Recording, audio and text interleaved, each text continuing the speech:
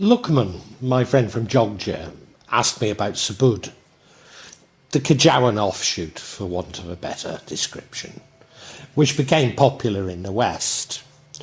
I explained that I knew many Subud members, but had been especially friendly with Martin, a senior member. I'd endured hours of Martin berating me about religion, making me feel guilty for my own admissions. But Martin cheated me out of $3,000 and completely refused to repay me when I was attempting to get enough money for Widiati's leg operation. Now, $3,000 may not be much to you in the West, but it's well over what I spend in a month here in Indonesia. In fact, it's closer to 2 months' budget. I explained to Lookman that in my 65 years, whenever I'd been most bitterly betrayed, it was by people professing to be very religious. That whenever someone makes a show of their piety or tells me to read Al-Quran or the Bible, it's a red flag that they're not to be trusted. As such thoughts link with my conviction that religions themselves have been taken over and diverted by psychopaths.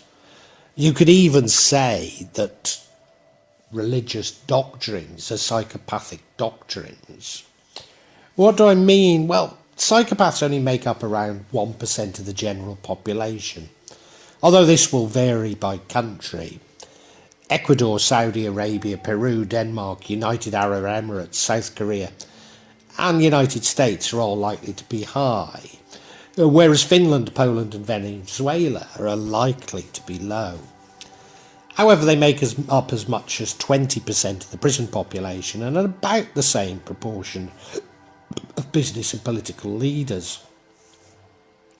Maybe even higher if we take the highest level of leadership. It would therefore be unsurprising if the leaders of our religions are not also psychopaths.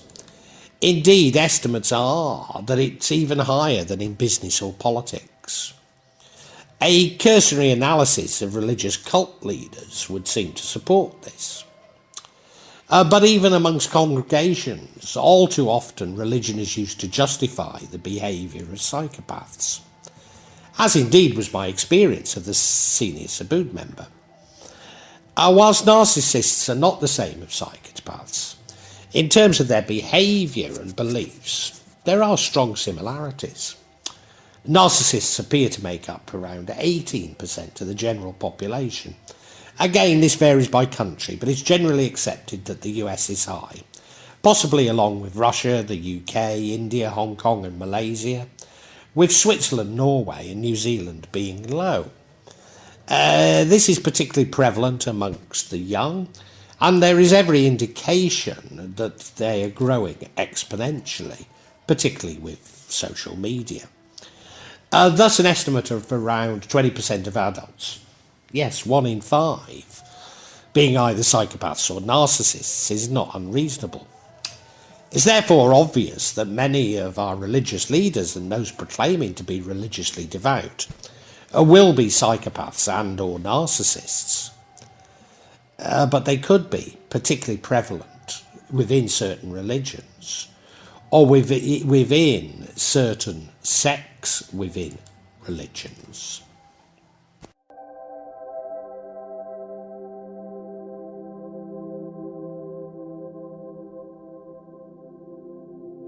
I've long believed that the scriptures, along with what we see as grimoires, are actually telling us about the destructive effects of the dark triad, that is psychopaths, narcissists and Machiavellians, on humanity. They appear to be suggesting that such personalities' mission is to prevent us from becoming closer to God.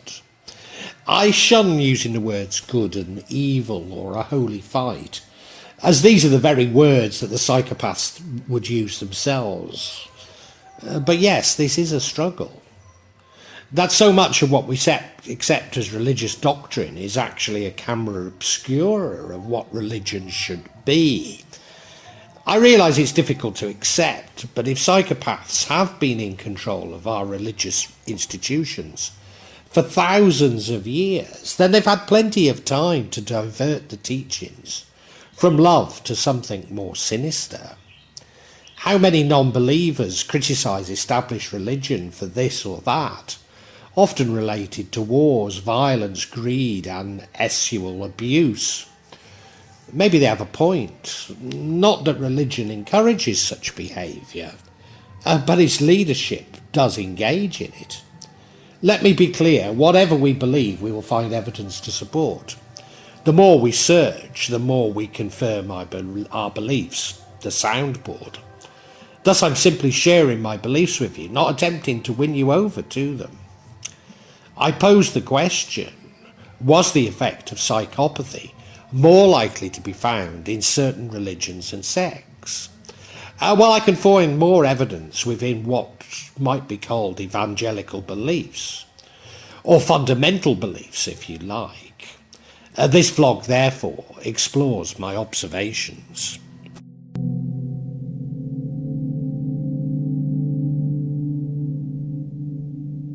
Well beyond the remit of this vlog to explore the differences between psychopaths and narcissists.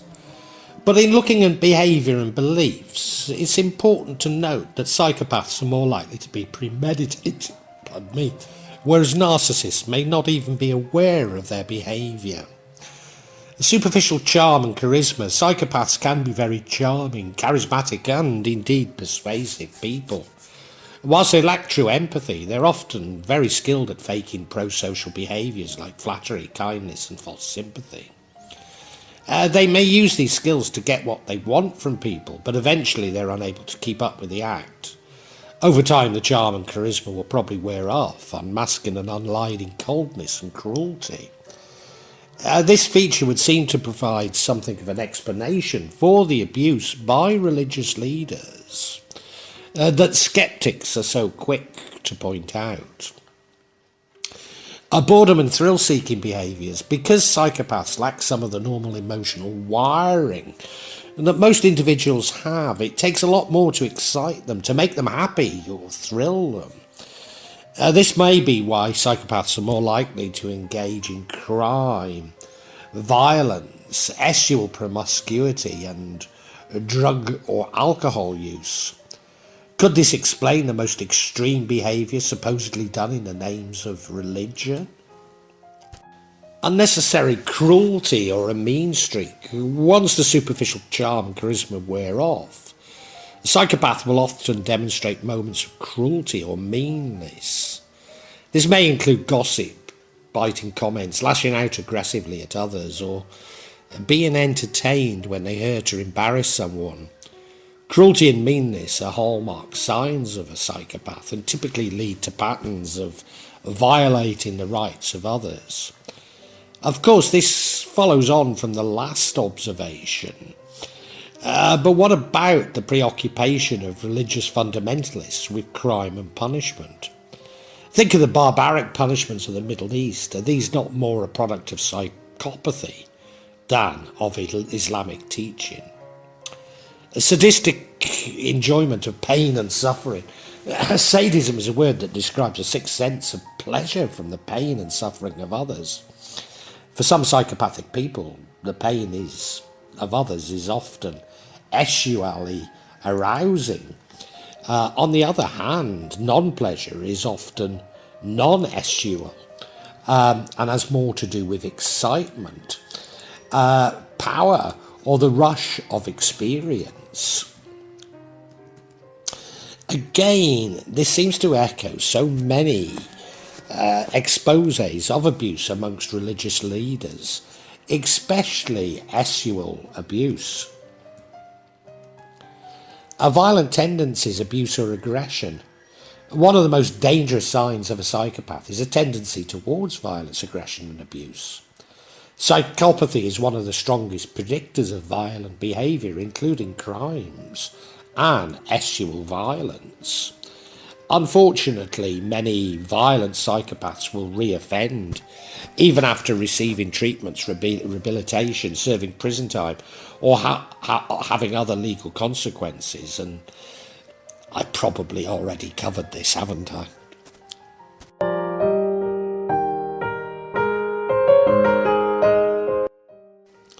A disregard for rules, laws and norms. Psychopaths don't tend to follow the same code as ethics as most people, which is often why they behave in immoral or illegal ways. These may include minor offences like inappropriate comments and profundity, or serious offences such as crime and violence.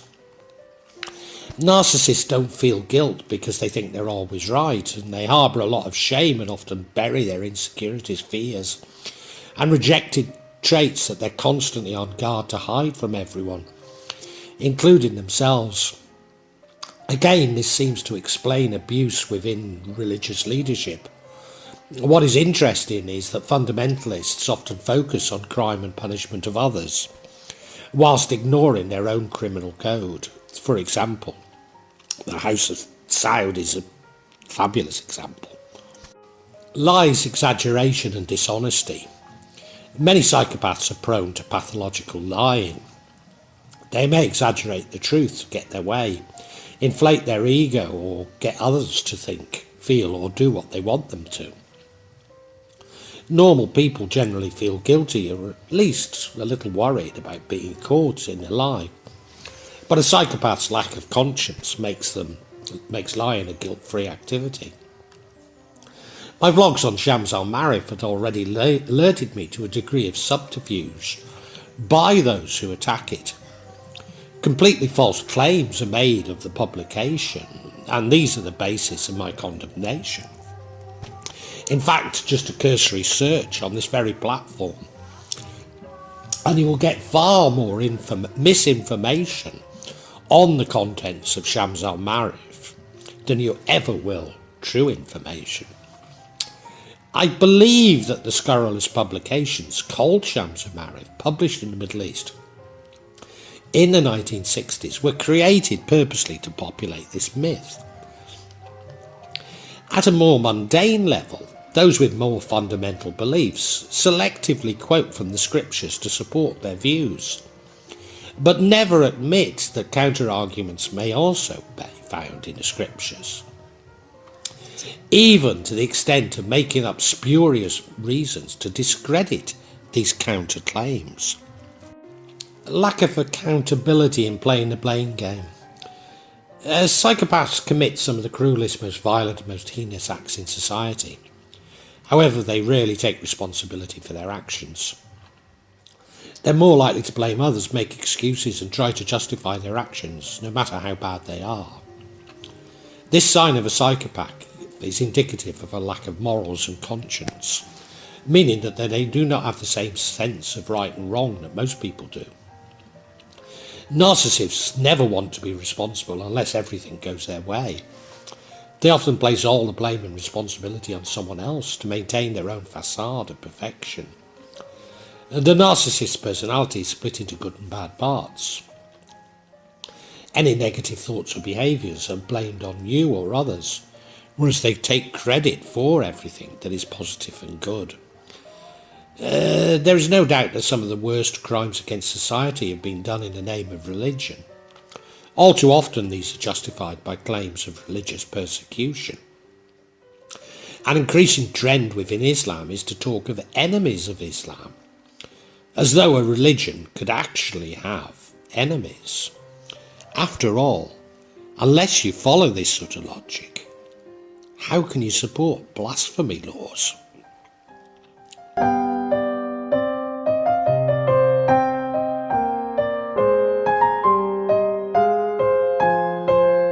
Need for power, control and dominance. Many psychopaths seek out positions of power and authority because they enjoy dominance and control over other people.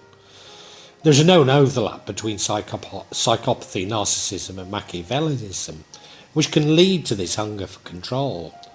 Narcissists have to be the best, the most right, the most competent, do everything their way, own everything, and control everything. Narcissists constantly need attention, validation, and narcissists count only if it comes from others.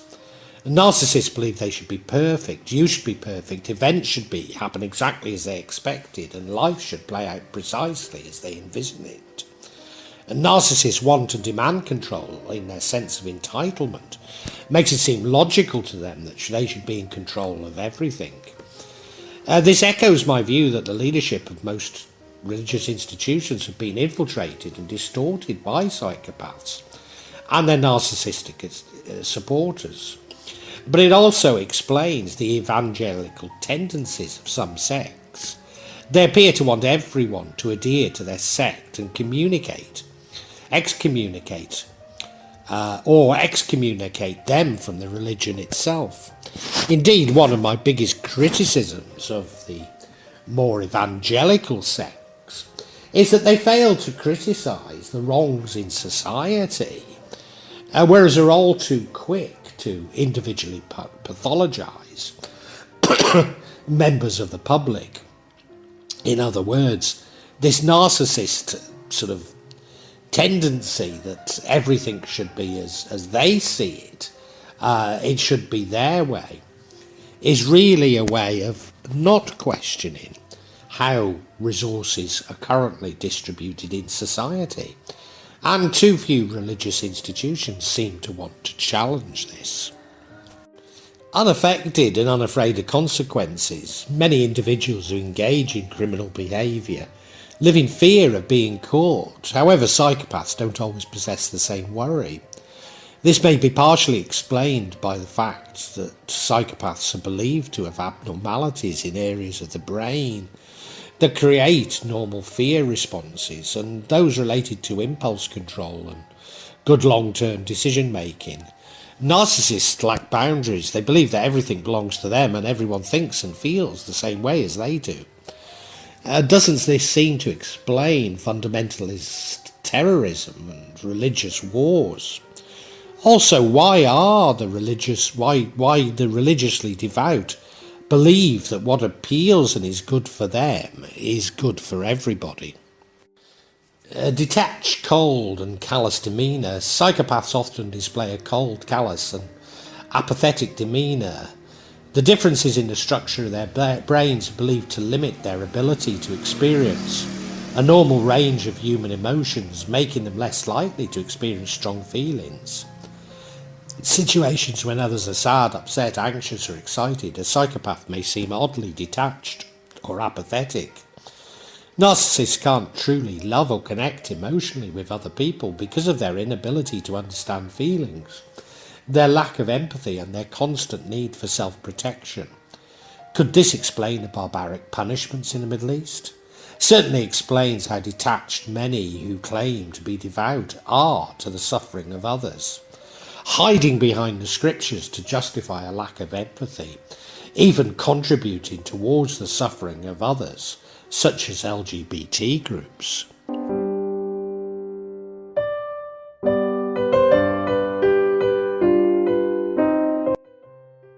Exploitation of others for personal gain. A psychopath will use, abuse and exploit others, especially when it means getting something they want. In their pursuit of power, wealth and fame, there are no lengths they won't go to in order to achieve their goals. This bound to leave many casualties in the path, and the psychopath will have no remorse when they need to throw someone under the bus in order to get ahead, even when that person has helped them along the way. This reflects the dogmatism and indeed outright hatred I've been exposed to on this very channel. I have felt evangelists showing no scruples whatsoever to win an argument, irrespective of the consequences for who their victim is.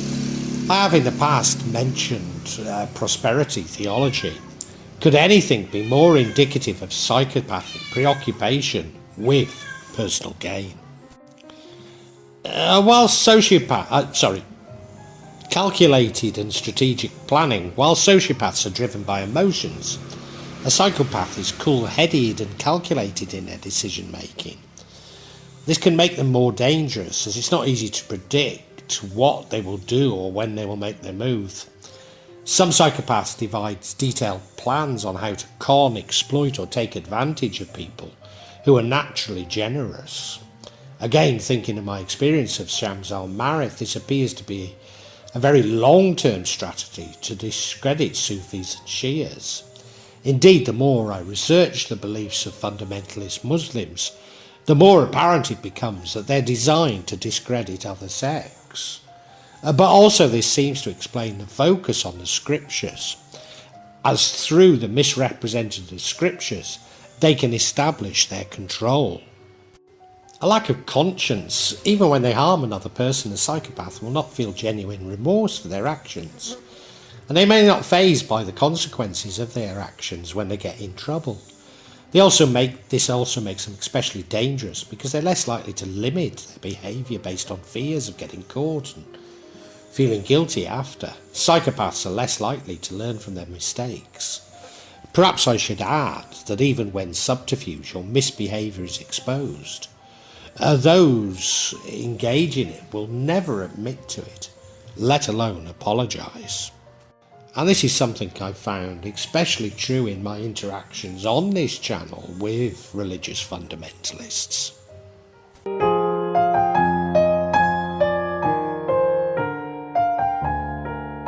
Abnormal ways of thinking. Abnormal thoughts are common in psychopaths because their brains are wired differently. This could cause them to make strange, odd or off-putting comments during normal conversations. A psychopath may occasionally provide a disturbing view into their twisted minds when talking about strange things they like. Mean comments about others or statements that make it clear they don't care about anyone else. How often have we engaged in a conversation with someone who is religiously devout and thought it makes no sense whatsoever? Indeed, there are so many shorts on this platform of people at Speaker's Corner in London who appear to be clinically insane, repeating completely illogical arguments with complete conviction. They just keep repeating their illogical views as though repetition is the same as the truth. Poor attention span and loss of interest. One of the less commonly known signs of a psychopath is poor attention span, which can show up in similar ways as symptoms as ADHD. A psychopath becomes easily bored with activities, tasks and people, and is always looking for something more exciting to do or see. This can lead to them quickly lose interest in goals, projects or relationships that once seemed important to them. Additionally, they may be linked to a pattern of irresponsible decision-making or abandoning tasks before finishing them. Narcissists don't have the capacity or motivation to communicate or work as a part of a team. Perhaps this is the reason why we should not rise to the challenge. You see, God has inbuilt a wonderful karma in what I speak of. Psychopaths are ultimately masters of self-destruction, but it does take time. Look at the collapse of religion across Europe for evidence of what I'm saying. Hostile and oppositional by nature.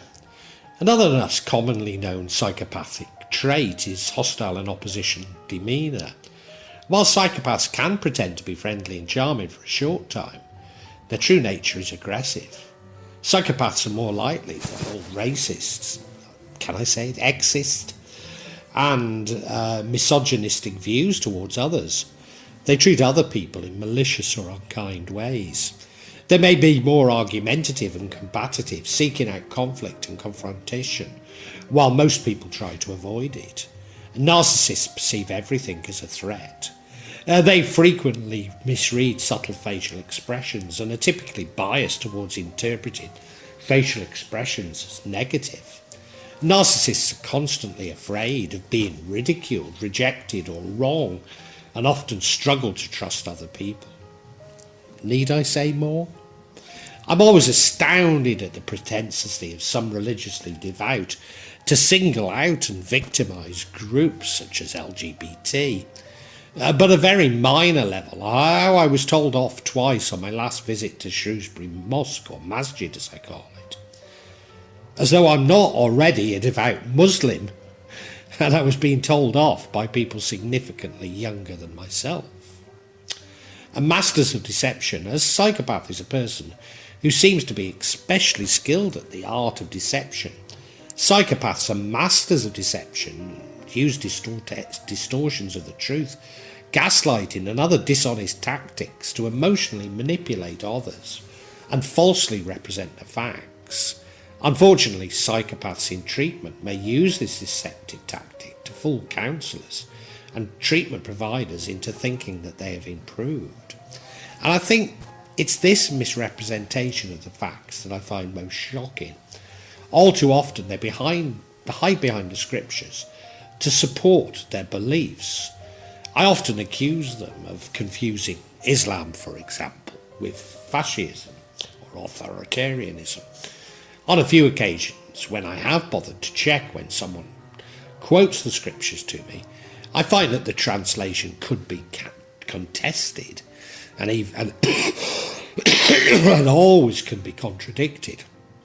The only response I receive is even more misquotes, in fact a tsunami of misquotes, never addressing my concerns.